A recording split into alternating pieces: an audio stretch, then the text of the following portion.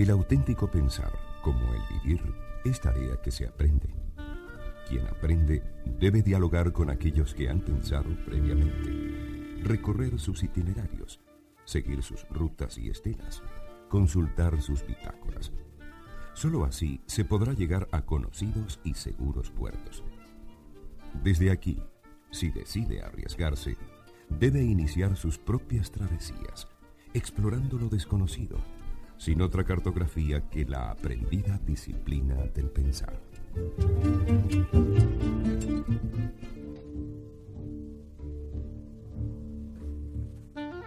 Alfredo Bayota y Yelixa Rivero les damos la bienvenida a estas travesías del pensar, que realizamos todas las semanas desde Humano Derecho Radio Estación de Caracas, con el auspicio de la Fundación Filosofía en la Ciudad.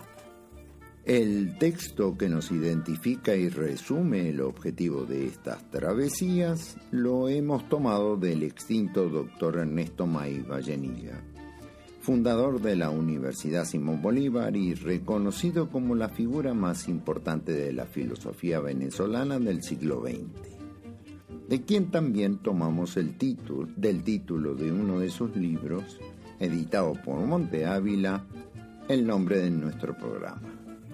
Recordamos que desde el 19 de mayo el profesor Jorge Machado, académico de la UCB y colaborador de estas travesías, se encuentra preso ilegalmente acusado por un tribunal militar de traición a la patria por su participación en el partido Voluntad Popular como encargado de formación. En la travesía de hoy nos dirigiremos a la antigua Grecia. Allí, en esta gira, una pequeña ciudad ubicada en la península calcídica al noroeste de Atenas, alrededor del año 384 antes de nuestra era, nació una de las mentes más brillantes de la antigua Grecia y quizás de toda la historia de Occidente, cuya reflexión marcó de manera definitiva el desarrollo de la cultura occidental. Nos referimos a Aristóteles, conocido como el Estagirita por su lugar de nacimiento. Sabemos que Platón fue discípulo de Sócrates y fundador de la Academia, y que Aristóteles, fundador de el Liceo, fue discípulo de Platón. Pero, ¿cómo llegó Aristóteles a conocer a quien fuera después su maestro viviendo en Macedonia? Basta mencionar Academia y Liceo para darnos una idea de la impronta que estos dos hombres dejaron en la cultura occidental. En cuanto a Aristóteles, su padre, Nicómaco, pertenecía a la corporación que profesaba la medicina y fue médico de la corte de Macedonia en Pela. Allí, Aristóteles entabló amistad con los otros niños de la corte, entre los cuales estaba Filipo, que sería luego rey de Macedonia. Seguramente por esto es que Filipo encargaría a Aristóteles, su amigo de la infancia, la educación de su hijo Alejandro, que luego sería conocido como Alejandro Magno, Alejandro el Grande.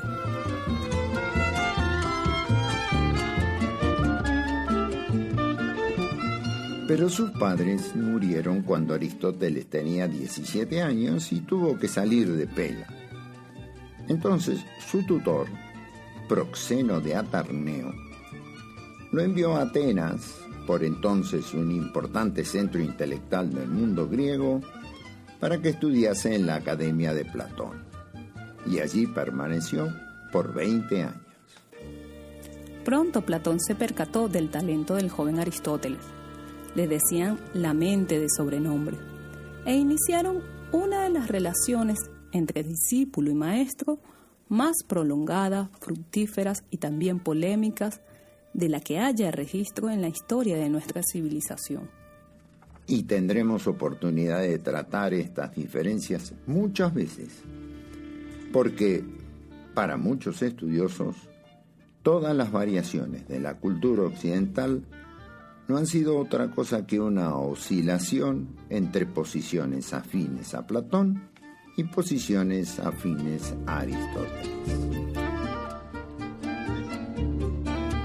Para esbozar esta discrepancia, digamos que Platón pensaba que la real realidad estaba constituida por ideas que habitaban, por así decirlo, en un mundo ideal, al que se podía acceder mediante el intelecto.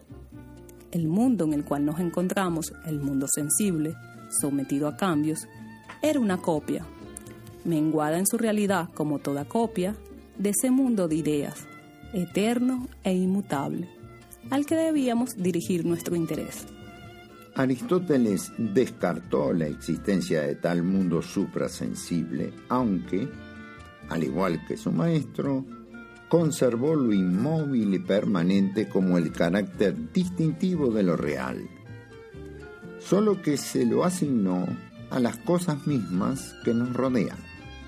Así entonces, en las cosas se distingue algo que no cambia y permanece, a lo que llamó sustancia, y algo que cambia, a lo que llamó cualidades, accidentes, soportados por esa sustancia que subyace y aguanta los cambios en todas las cosas y que, además, es responsable de su identidad. De manera que, a partir de una colaboración inicial con su maestro, Aristóteles adoptó luego una posición crítica que desembocó en una propuesta original y novedosa. ¿Cómo se sintió Platón al respecto? ¿O Aristóteles?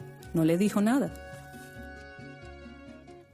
Seguramente conversaron largamente durante esos casi 20 años que Aristóteles permaneció junto a Platón, aunque su obra tomó cuerpo luego de la muerte de su maestro. Sin embargo, estas disputas solo se dieron en el ámbito intelectual, porque al parecer siempre fueron buenos amigos. Este tema de la amistad sería tratado por Aristóteles posteriormente en una de sus obras más famosas, Ética a Nicómaco, obra que lleva el nombre de su padre y de su hijo, a quien la dedicó. En la Ética a Nicómaco, Aristóteles dedica los libros 8º y 9º al tratamiento de la amistad. De manera que en nuestra travesía de hoy podemos discurrir sobre los comentarios de Aristóteles acerca de la amistad. Pero cabe señalar antes un hecho de nuestro tiempo. A lo largo de la historia de la filosofía, en particular en la filosofía clásica, la amistad ha sido una preocupación que ha movido a muchos autores a tratar el tema como una de las relaciones capitales que unen a los seres humanos. Sin embargo, no hay muchos tratamientos contemporáneos de la amistad. ¿Será que los antiguos lo dijeron todo? Lo que en filosofía es difícil de pensar. ¿O será que lo que tenemos ahora son compañeros de trabajo, de estudio, de juerga, de fechorías, pero no amigos?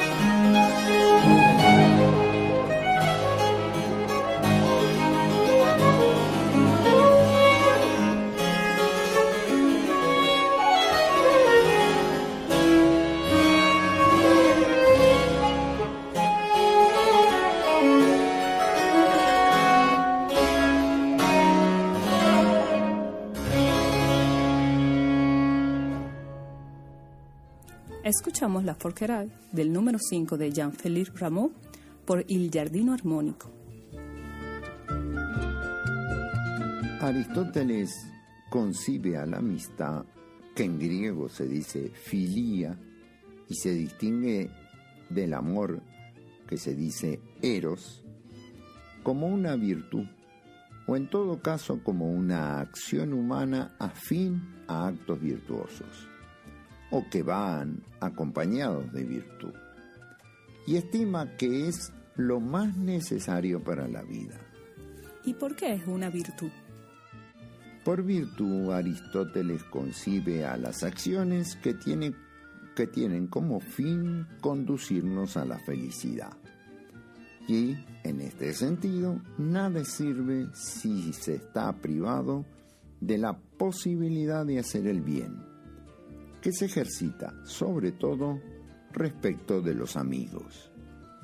Por eso dice Aristóteles: sin amigos nadie querría vivir, aunque poseyera todos los bienes.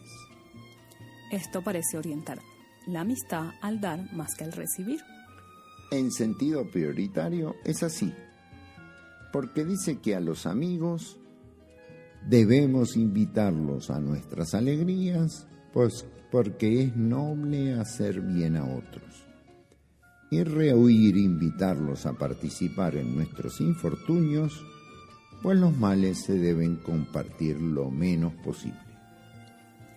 En esto somos diferentes, porque lo que una ve es que la gente cuando se reúne lo que hace es quejarse de todos los males habidos y por haber.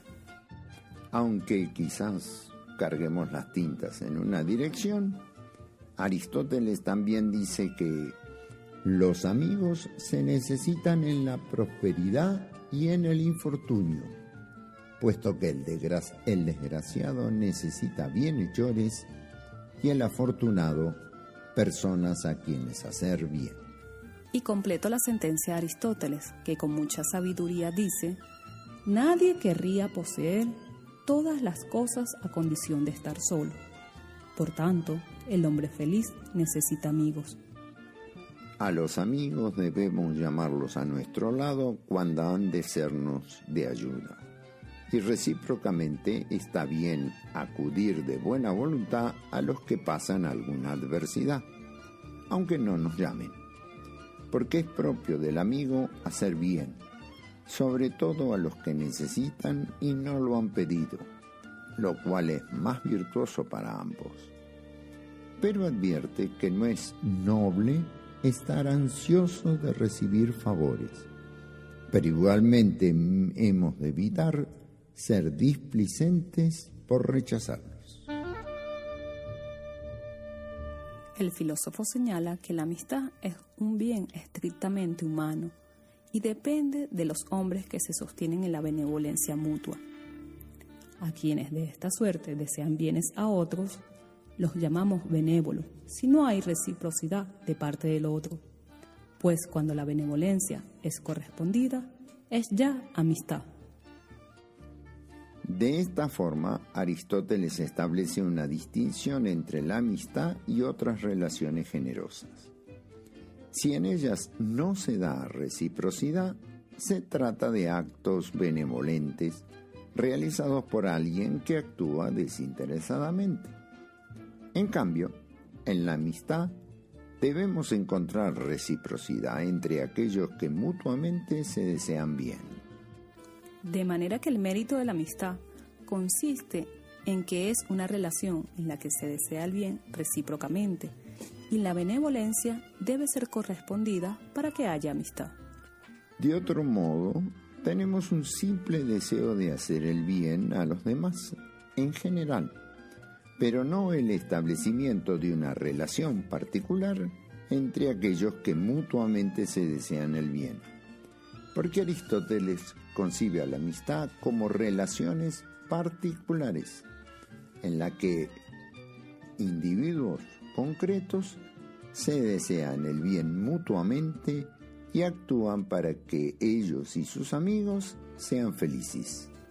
De esta forma, el concepto de amistad que maneja Aristóteles se distingue de la filantropía y la beneficencia, pues aunque el filántropo o el llamado amigo de los hombres o de la humanidad le desee el bien a sus semejantes, la amistad se refiere a individuos concretos, de los que debe esperar un sentimiento de la misma índole hacia él.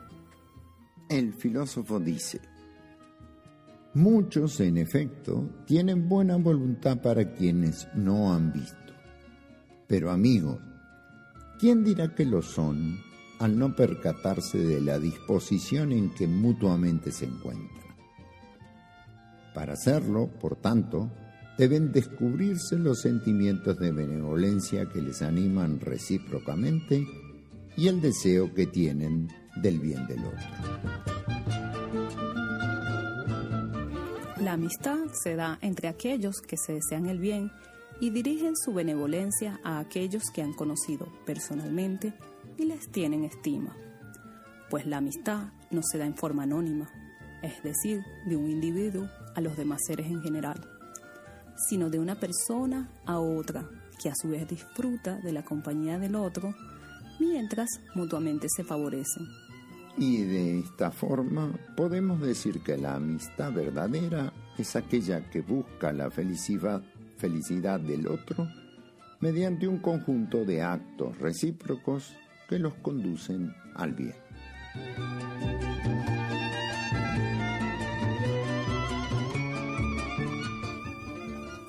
La amistad, al estar identificada con la virtud, estaría destinada a conducirnos al bien y, en consecuencia, a la felicidad.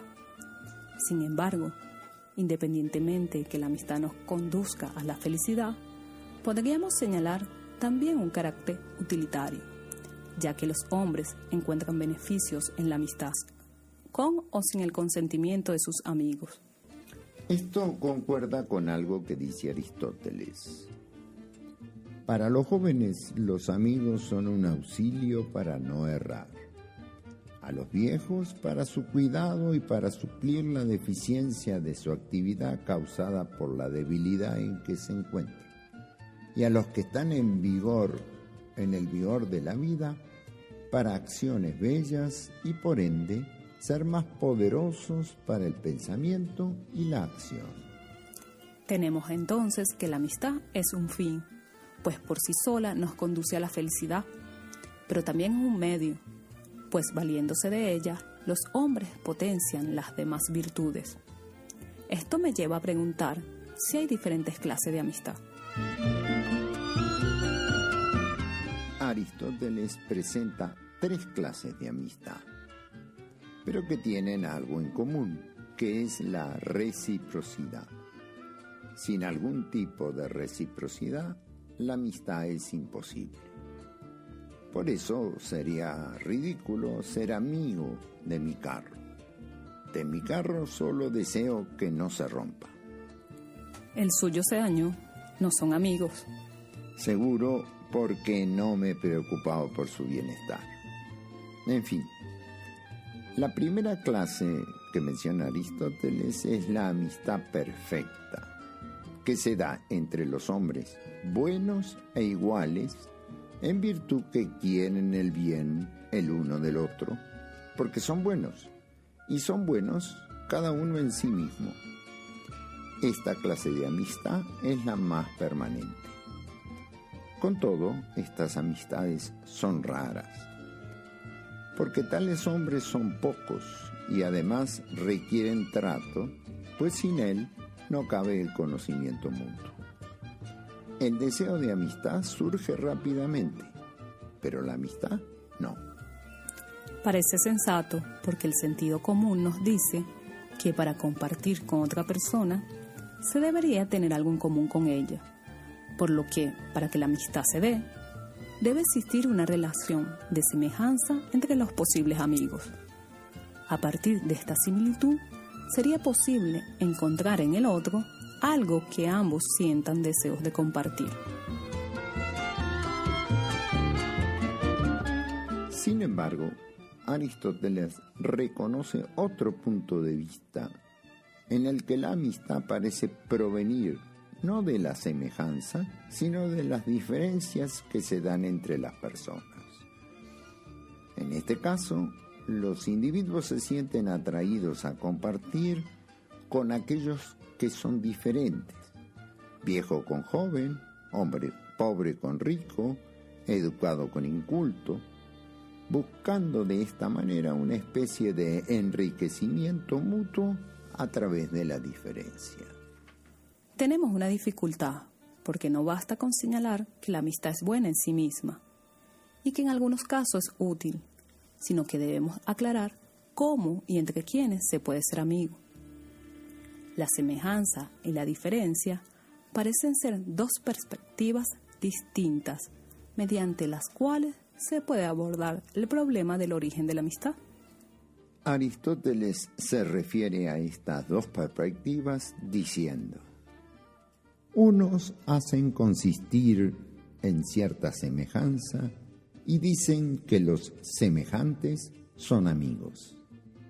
Otros, al contrario, dicen que los semejantes se comportan entre sí, sin excepción, como los alfareros.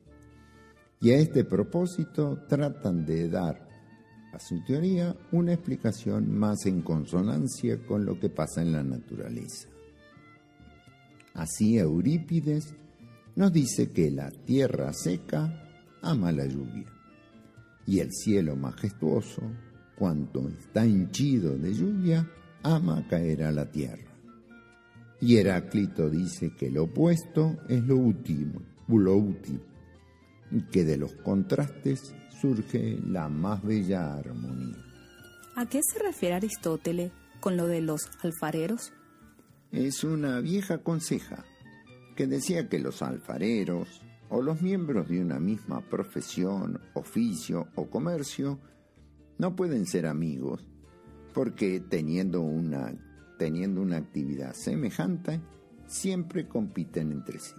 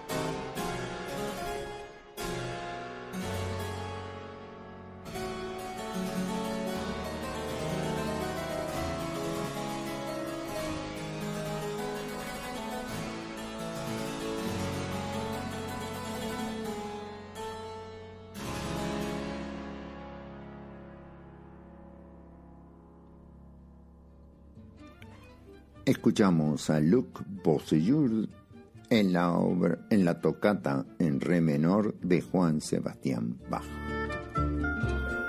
Estamos en Humano Derecho Radio Estación, realizando nuestras semanales travesías del pensar, un encuentro con los grandes temas de la filosofía, con la obra de los grandes pensadores, con las ideas que han moldeado nuestra cultura y nos han hecho los seres humanos que hoy somos en Occidente. Nos gustaría tener sus comentarios, sus preguntas, sus sugerencias en nuestro correo travesíasdelpensar@gmail.com, así como sus contribuciones para el sostenimiento de nuestro programa. Puede escuchar este programa, además del jueves a las 8 p.m., el domingo a las 3 p.m., hora siempre de Venezuela. Y las travesías anteriores las puede recuperar en SoundCloud/Humano Derecho Travesías.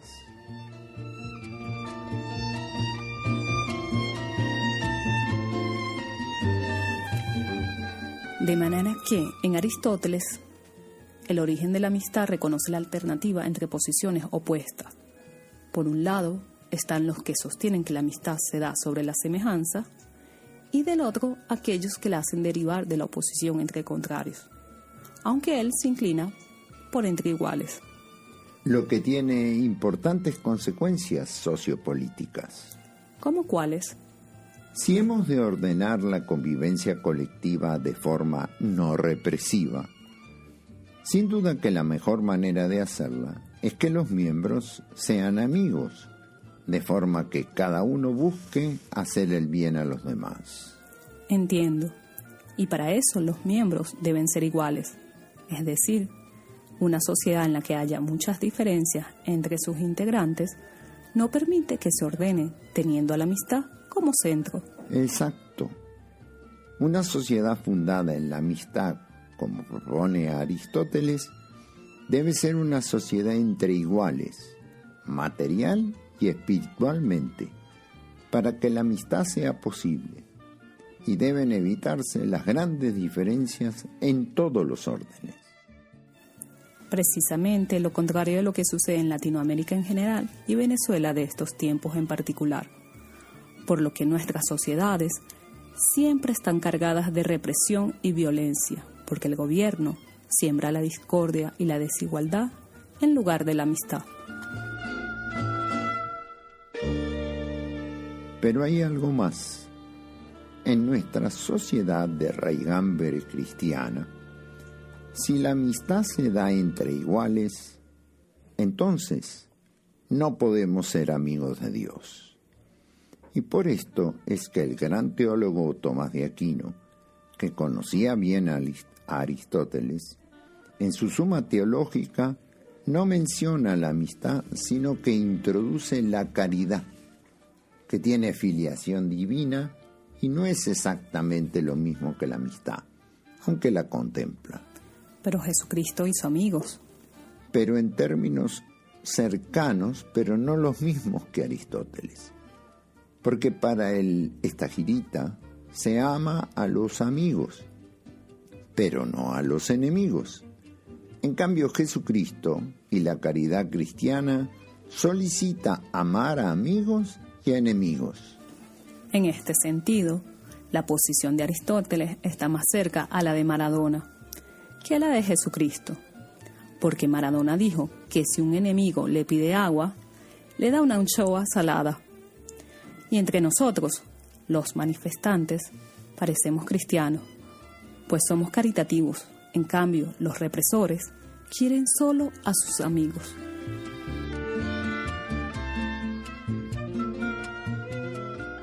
Habíamos visto que además de la amistad perfecta, había otros tipos. La segunda clase de amistad es la de aquellos que quieren por interés, no por sí mismos, sino en la medida en que se benefician en algo. Y hay una tercera clase, la que se quieren por placer.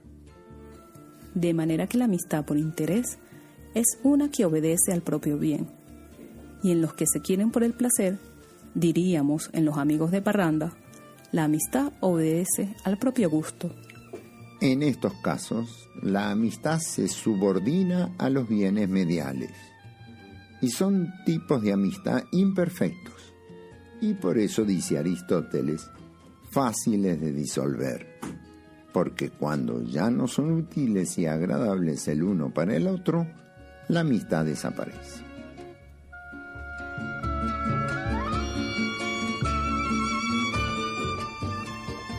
Entonces, la amistad puede verse conducida por interés o una búsqueda de placer, y podría verse reducida a un simple medio para buscar el bien personal y no el mutuo. Cierto. Aristóteles observa esta dificultad y señala que de acuerdo a ella, la amistad será duradera o pasajera, desinteresada o interesada.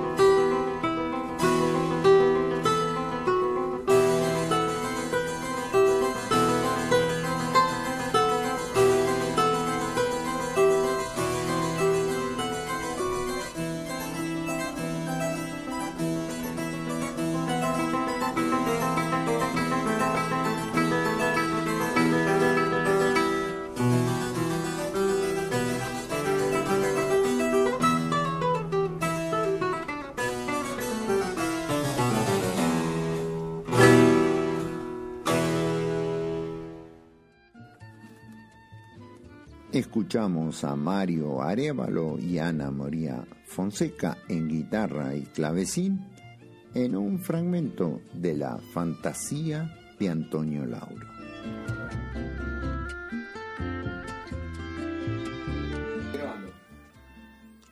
A pesar de que la amistad en el sentido más pleno de la palabra se concreta entre aquellos que se desean el bien mutuamente y trabajan sobre su propia felicidad y la del otro de manera desinteresada, sin embargo, la amistad también se puede dar entre aquellos que necesitan el placer o entre aquellos que utilizan a otros hombres. Sin embargo, al no estar fundada sobre el bien común y la reciprocidad de bienes, la relación en estos casos tiende a ser o tener serias limitaciones. La amistad duradera no es aquella que se sostiene sobre lo contingente. Si consideramos a la amistad solo en su utilidad, al alcanzarse la meta deseada, la amistad desaparece. Algo similar sucede cuando la amistad se funda en el placer, que al ser satisfecho, la amistad desaparece junto con el deseo de conseguirlo. Por eso Aristóteles, al referirse a la amistad perfecta, sostiene: la amistad perfecta es la de los hombres de bien y semejantes en virtud, porque éstos se desean igualmente el bien por ser ellos mismos buenos, en sí mismos. Los que desean el bien a sus amigos por su propio respeto son los amigos por excelencia.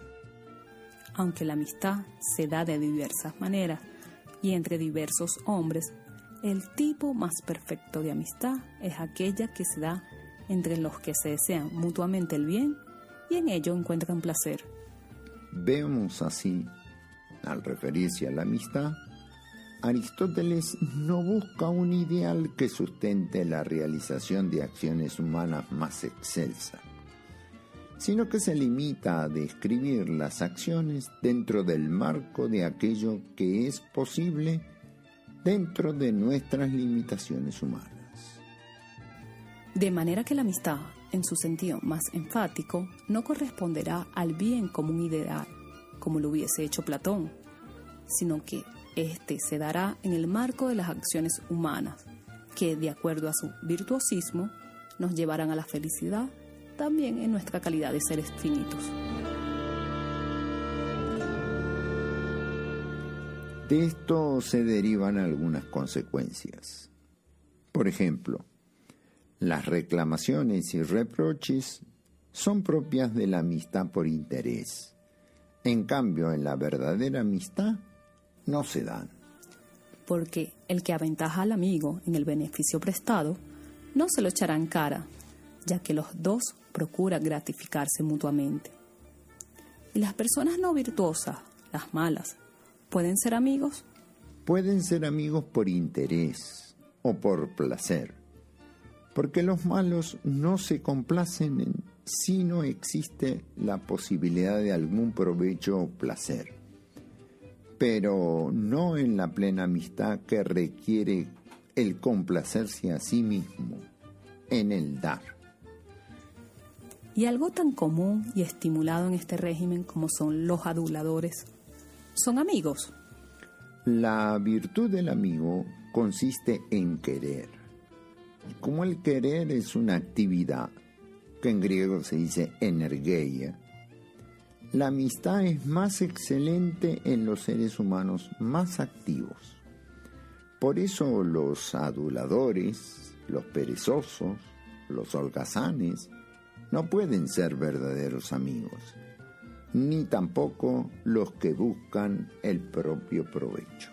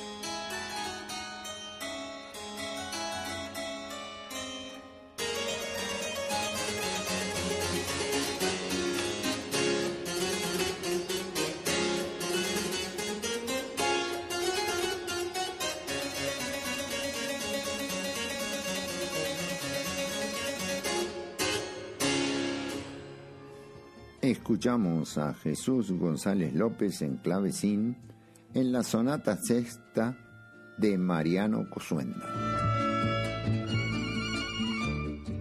Realizamos Travesías del Pensar, desde Humano Derecho Radio Estación, todos los jueves a las 8 p.m. de la tarde. Nuestra cortina musical es el merengue aguinaldoso de David Carpio, que interpreta el grupo Arcano. La tripulación de la travesía de hoy fuimos Yelitza Rivero y Alfredo Bayota. La hoja de ruta la diseñó Alfredo Bayota. El piloto de la nave fue Alejandro Torres y Melanie Aponte mantuvo el orden a bordo. Fue una presentación de la Fundación Filosofía en la Ciudad. Este programa se emite los jueves a las 11 a.m. y a las 8 p.m. y los domingos a las 3 p.m. hora venezolana. Con gusto recibiremos sus comentarios y sugerencias en travesíasdelpensar@gmail.com, así como su oferta de colaboración para el sostenimiento del programa. Los programas anteriores se pueden escuchar en SoundCloud /Humano Derecho. Que tengamos una buena semana.